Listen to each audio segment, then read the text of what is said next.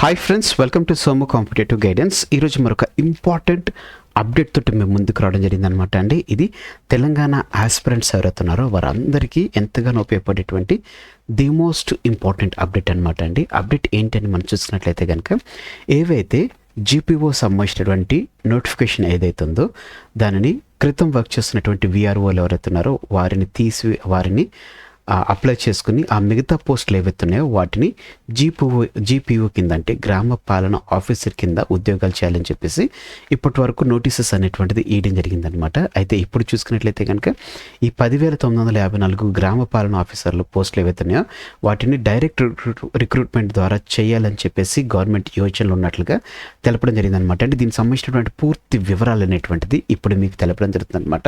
So friends, ఈ వీడియోని చివరి వరకు చూడడం మర్చిపోకండి. అంత మాత్రమే కాకుండా ఈ వీడియోకి సంబంధించిన లింక్ అనేటువంటిది మీ friends and family members, relatives ఎవరైతే ఈ గవర్నమెంట్ ఎగ్జామ్స్ గురించి వెయిట్ చేస్తున్నారో వారికి సంబంధించిన వారికి ఇన్ఫర్మేషన్ అనేటువంటిది షేర్ చేయండి. తద్వారా వారికి కూడా ఇన్ఫర్మేషన్ అనేటువంటిది రీచ్ అవ్వడం జరుగుతుంది అనమాట అండి. అయితే ఈ నోటిఫికేషన్ ఎప్పుడు వస్తుంది, ఇటువంటి వివరాలు ఇత్యాది వివరాలన్నీ ఇప్పుడు మీకు తెలపడం జరుగుతుంది అనమాట అండి. సో వివరాల్లోకి మనం వెళ్ళినట్లయితే కనుక జీపీఓ పోస్టులకు డైరెక్ట్ రిక్రూట్మెంట్ అని చెప్పేసి రావడం జరిగింది అనమాట. నేరుగా భర్తీ చేయాలనేటువంటి ఆలోచనలో ప్రభుత్వం ఉన్నట్లుగా మనకి ఈ ఆర్టికల్ అనేటువంటిది రావడం జరిగిందనమాట. వివిధ శాఖల్లో సర్దుబాటు చేసినటువంటి విఆర్ఓ, అదే రకంగా విఆర్ఏ అర్హులు ఎవరైతే ఉన్నారో వారిని తీసుకోవాలని చెప్పేసి ఇటీవల నిర్ణయం తీసుకోవడం జరిగింది. దీనికి సంబంధించినటువంటి నోటిఫికేషన్ కూడా ఆల్రెడీ వేయడం జరిగింది. అయితే చాలామంది దీనికి సంబంధించినటువంటి అనాసక్తి అనేటువంటిది ఎవరైతే వివిధ విఆర్ఓ విఆర్ఎస్ అర్హులు ఎవరైతే వివిధ శాఖలు సర్దుబాటు చేశారో వారిలో చాలామందికి ఈ పోస్టుల మీద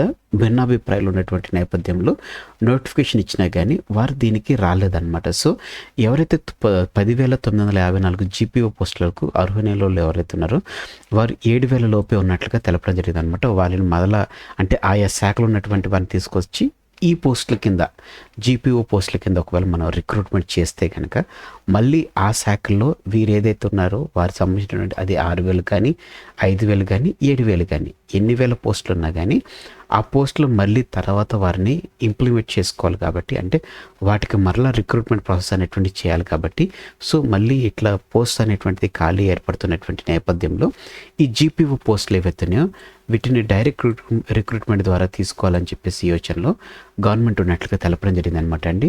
సో ఈ రకంగా మనం చూసుకున్నట్లయితే కనుక గ్రామ పాలన అధికారి లేకపోతే గ్రామ పాలన ఆఫీసర్ పోస్టులన్నింటినీ డైరెక్ట్ రిక్రూట్మెంట్ ద్వారా చేపట్టాలని చెప్పేసి రాష్ట్ర ప్రభుత్వం భావిస్తున్నట్లుగా తెలపడం జరిగింది.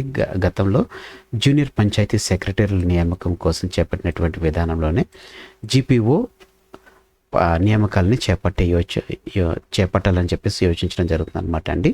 సో అలాగైతే నిరుద్యోగ యువతకు దీని ద్వారా మేలు జరుగుతుంది అనేటువంటి ఉద్దేశంతో ప్రభుత్వం ఈ దిశగా ఆలోచిస్తున్నట్లుగా తెలపడం జరిగింది అనమాట అండి. అయితే ఒక రకంగా ఎట్లా ఆలోచించినా కానీ మ్యాక్సిమం ఈ పోస్టులు ఉన్నటువంటి వారు ఈ పోస్టులోకి అంటే జీపీఓలకి రావాలనేటువంటి యోచనలో లేదనమాట. ఎందుకంటే మరలా గవర్నమెంట్ అయినా చేంజ్ అయితే కనుక వాళ్ళు మరలా తీసివేస్తారేమో, ఈ పోస్టులు అనేటువంటి తీసివేస్తారా, లేకపోతే భిన్నాభిప్రాయాలు అనేటువంటిది అంటే ఇందులోకి వచ్చిన తర్వాత వీళ్ళు మెయిన్ రీజన్ ఏంటంటే ఈ డైరెక్ట్ రిక్రూట్మెంట్ ద్వారా కాకుండా ఎవరైతే వివిధ శాఖలు ఉన్నారో వారు వచ్చిన తర్వాత వాళ్ళకి ఒకవేళ మళ్ళీ ఎగ్జామ్ కండక్ట్ చేశారనుకోండి, ఎగ్జామ్ కండక్ట్ చేసిన తర్వాత ఎగ్జామ్లో క్వాలిఫై అయిన వాళ్ళకి మాత్రమే పోస్ట్ అనేటువంటిది ఇస్తారంటున్నారు. సో ఒకవేళ అందులో ఆల్రెడీ ఉద్యోగం చేస్తూ ఉన్నటువంటి వారిని తీసుకొచ్చి డైరెక్ట్గా వారిని తీసుకొచ్చి విధుల్లో పెట్టేశారనుకోండి, వారు డైరెక్ట్ జాబ్ చేయడానికి వారు సముఖత వ్యక్తం చేస్తారు. కానీ వారు తీసుకొచ్చి మళ్ళీ ఎగ్జామ్ కండక్ట్ చేసిన తర్వాత అందులో క్వాలిఫై కాకపోతే మరలా వాళ్ళని తీసేసి అంటే వారు ఈ ఉద్యోగానికి ఎలిజిబిలిటీ కాదంటే ఆల్రెడీ ఉన్నటువంటి ఉద్యోగం నుంచి వాళ్ళు వచ్చేసారు కాబట్టి ఇందులో వారికి ఉద్యోగం వస్తే వారు డైరెక్ట్ ఉద్యోగం చేసుకునేటువంటి ఛాన్స్ ఉంటుంది. కానీ మరలా వారు ఒకవేళ పోస్టులు అనేటువంటిది తగ్గిన తర్వాత మళ్ళీ ఎగ్జామ్ ఒకవేళ ఏదైనా కండక్ట్ చేస్తే వారు ఒకవేళ దానికి ఫిట్ కాలేదనుకోండి, మరలా వారికి ఉద్యోగం పోతుంది. అంటే ఆల్రెడీ ఉన్న ఉద్యోగం పోతుంది, ఇటువైపు ఆల్రెడీ చేయాలనుకున్నటువంటి అంటే ఏదైతే ఆశిస్తున్న పోస్ట్ ఏదైతే ఉందో అది రాకపోతే కనుక రెండు పరంగా చూసుకున్నట్లయితే వారి ఇబ్బందులు పాలవుతున్నటువంటి యోచనలో విఆర్ఏలు ఉన్నట్లుగా తెలపడం జరుగుతుంది అనమాట. సో దాని గురించి ఆల్రెడీ ఇచ్చినటువంటి నోటిఫికేషన్ ఏదైతే ఉందో మన జీపీఓకి సంబంధించినటువంటి ఈ నోటిఫికేషన్ మరలా 1 వీక్ అనేటువంటిది పొడిగించడం జరిగింది అనమాట. అంటే మ్యాక్సిమం ఆస్పిరెంట్స్ అంటే గవర్నమెంట్ ఎంతమంది అయితే వస్తారు అని అనుకుంటున్నారో అప్లై చేసుకుంటున్నారు అంతమంది దీనికి అప్లై చేసుకోవట్లేదు కాబట్టి సో దీనికి ఇట్లా ప్రొలాంగ్ చేసుకుంటూ వెళ్ళేదానికన్నా డైరెక్ట్ ఇదేదో 10,954 పోస్టులు అనేటువంటి జీపీఓ పోస్టులకు డైరెక్ట్గా రిక్రూట్మెంట్ ఇచ్చేసినట్లయితే కనుక డైరెక్ట్గా వారికి వచ్చేసి జాయిన్ అయ్యేటువంటి కొత్త ఆస్పిరెంట్స్ అంటే నిరుద్యోగులకు దీని ద్వారా ఏమన్నా అంటే దీని ద్వారా వారికి మంచి అవకాశం ఉద్యోగం వచ్చేటువంటి ఛాన్స్ ఉంటుంది అన్నటువంటి నేపథ్యంలో సర్కార్ భావిస్తున్నట్లుగా తెలపడం జరిగింది అనమాట అండి. సో అలాగే మనం చూసుకున్నట్లయితే కనుక భూభారత్ చట్టం అమలులో భాగంగా రాష్ట్ర ప్రభుత్వం గ్రామ స్థాయి రెవెన్యూ వ్యవస్థను పునరుద్ధరించాలని చెప్పేసి ఆలోచించడం జరిగింది. ఈ క్రమంలోనే కొత్తగా గ్రామ పాలన అధికారులు జీపీ అధికారులను 10,954 పోస్టులు అనేటువంటిది భర్తీ చేయాలని చెప్పేసి ప్రభుత్వం యోచనలు ఉంది. అయితే జీపీఓ జాబ్ చార్జ్ కూడా ప్రకటించడం జరిగింది అనమాట. సో గత సర్కార్ హయాంలో వివిధ శాఖలు సర్దుబాటు చేసినటువంటి వీఆర్ఏలను తీసుకుని మిగిలిన పోస్టులను డైరెక్ట్ రిక్రూట్మెంట్ ద్వారా చేయాలని చెప్పేసి మొదట నిర్ణయించింది. అయితే ఈ మేరకు జీపీఓలుగా చేసేందుకు ఇంట్రెస్టెడ్గా ఉన్నవారిని కలెక్టర్ల ద్వారా ఆప్షన్స్ తీసుకోమని చెప్పి తెలపడం జరిగింది. అయితే రాష్ట్ర వ్యాప్తంగా 7,000 మందికి అర్హత ఉన్నట్లుగా తెలిసింది. అయితే వీరికి ఎంట్రన్స్ టెస్ట్ నిర్వహించి జీపీఓలుగా అపాయింట్ చేయాలని చెప్పేసి ప్రభుత్వం భావించడం జరిగింది. అయితే కాగా ఇవి కొత్త పోస్టులు కావడంతో ఇందులో చేరేటువంటి వీఆర్ఓలు వీఆర్ఏలు తమ పాత సర్వీసులను కోల్పోతారు. దీంతో ఈ అంశంపై పలువురు కోర్టుకు వెళ్ళడం జరిగిందనమాట. జీపీఓ చేరినప్పటికీ తమ పూర్తి సర్వీస్ను పరిగణలోకి తీసుకునేలా ప్రభుత్వం ఆదేశించాలని చెప్పేసి కోర్టును ఆశ్రయించారు. దీంతో ప్రభుత్వం పునరాలోచనలో పడింది. ఈ సర్వీస్ ఇష్యూస్ తోటి ఆయా శాఖలు సర్దుబాటు చేసినటువంటి వీఆర్ఏలు తీసుకుంటే ఆయా శాఖలు మళ్ళీ ఖాళీలు ఏర్పడతాయి కదా. సో ఈ రకంగా చూసుకుంటే దరిదాపుగా ఒక 7,000 పోస్టులు అనేటువంటిది మరలా ఖాళీలు ఏర్పడినాయి అనుకోండి.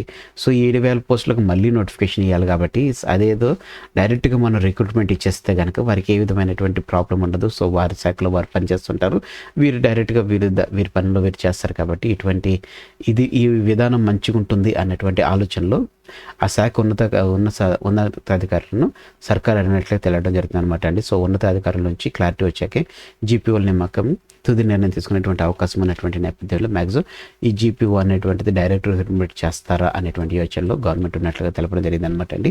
సో ఫ్రెండ్స్ ఇదనమాట అండి జీపీఓకి సంబంధించినటువంటిది. సో ఏ రకంగా చూసుకున్నా కానీ ఒకవేళ డైరెక్ట్గా జీపీఓలను మనకి 7,000 జీపీఓలను వాళ్ళు ఒకవేళ తీసుకుని మనకి 3,000 పై చిలుకు ఉద్యోగాలు జీపీఓలు ఇచ్చినా కానీ ఆ తర్వాత 7,000 మంది వీఆర్ఓలు వీఆర్ఏలు ఏ పోస్ట్ నుంచి వస్తున్నారో దానికి మరలా డైరెక్ట్ రిక్రూట్మెంట్ అనేటువంటిది 7,000 పోస్టులతో పెట్టినా కానీ ఎట్లా చూసినా కానీ 10,000 పోస్టులతో మనకి నోటిఫికేషన్స్ అనేటువంటిది వస్తుంది కాబట్టి సో ఇది జీపీఓ డైరెక్ట్గా తీసుకున్నా కానీ లేకపోతే 7,000 మందిని వీఆర్ఏలను తీసుకున్నా కానీ ఒకటే అవుతుంది. సో మీ కామెంట్ సెక్షన్లో కింద కామెంట్ సెక్షన్లో మీరు ఏ రకంగా ప్రాసెస్ అయితే బాగుంటుంది అనేటువంటిది మీరు హ్యాష్ట్యాగ్ చేసి ఒకవేళ ట్రెండ్ చేసినట్లయితే కనుక అది డైరెక్ట్గా వెళ్ళడం జరుగుతుంది. కాబట్టి మీ కామెంట్ సెక్షన్స్ అనేటువంటిది కింద కామెంట్ సెక్షన్లో కామెంట్ చేయండి అనమాట అండి. మరిన్ని అప్డేట్స్ గురించి మీరు ఇంకా మన సోము కాంపిటేటివ్ గైడెన్స్ అనేటువంటి యూట్యూబ్ ఛానల్ మీరు ఇంకా సబ్స్క్రైబ్ చేసుకోకపోతే కింద సబ్స్క్రైబ్ అనే బటన్ ఉంటుంది అనమాట అండి. ఆ బటన్ మీరు క్లిక్ చేయగానే మీకు పక్కన బెల్ ఐకాన్ పాప్ అవుతుంది. ఆ బెల్ ఐకాన్లో మీరు ఆల్ నోటిఫికేషన్ క్లిక్ చేసినట్లయితే కనుక